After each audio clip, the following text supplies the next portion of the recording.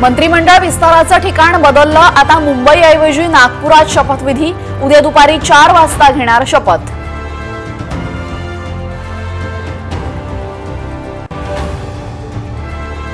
शिंदे फडणवीसांमध्ये पाऊण तास चर्चा। मंत्रिमंडळ विस्ताराबाबत एकमत झाल्याची सूत्रांची माहिती।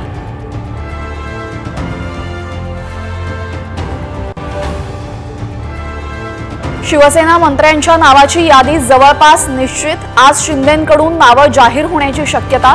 भाजपा आणि राष्ट्रवादीच्या मंत्र्यांचीही नावं आज जाहीर होणार असल्याची माहिती।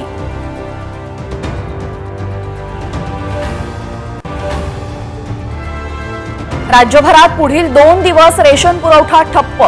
ई-पॉज मशीनमुळे धान्य वितरण रेंगाळलं।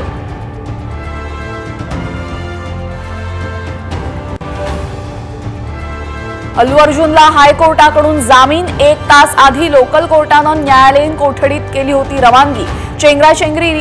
चेंगराचेंगरीमध्ये महिलेचा झालेला मृत्यू।